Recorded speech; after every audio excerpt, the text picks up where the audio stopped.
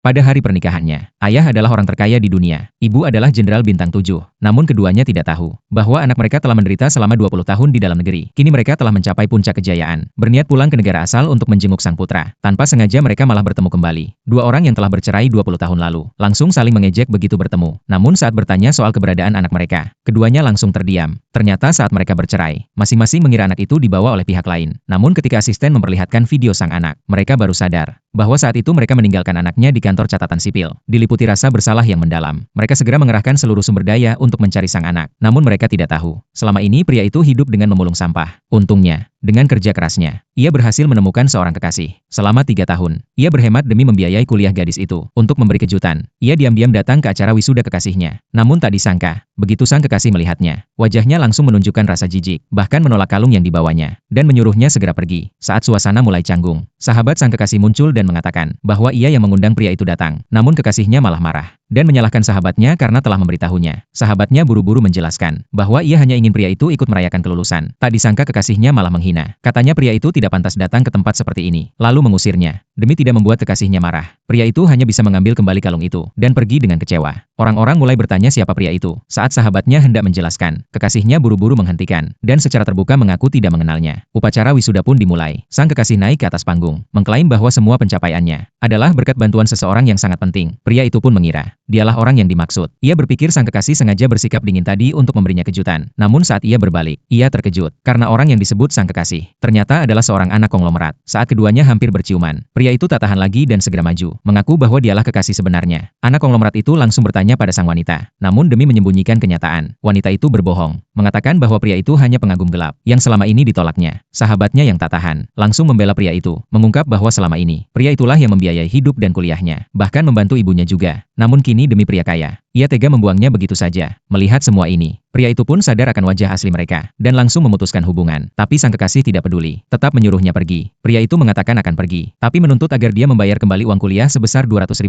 Namun wanita itu langsung menyiramkan segelas wine ke wajahnya, lalu berkata bahwa wine seharga $500.000 itu cukup untuk bayar utang. Sahabatnya hendak membawa pria itu pergi, tapi anak konglomerat langsung mencegah, menuduh pria itu merusak acara wisuda, dan memaksanya berlutut meminta maaf. Karena pria itu tak bereaksi, ia langsung menyuruh bawahannya menahannya. Namun saat itu, sebuah foto keluarga terjatuh dari saku pria itu. Melihat foto itu, anak konglomerat segera mengenali kedua orang tuanya. Setelah tahu bahwa orang tua pria itu sudah bercerai, dan menganggapnya dari latar belakang rendah, ia kembali menghina. Pria itu meminta agar fotonya dikembalikan, tapi ditolak, dan malah dijadikan alat ancaman. Akhirnya pria itu terpaksa berlutut, memohon agar fotonya dikembalikan. Namun anak konglomerat malah merobeknya jadi potongan kecil. Pria itu pun hancur hati melihatnya. Tak cukup sampai di situ, anak konglomerat bahkan memaksa pria itu untuk memakan potongan-potongan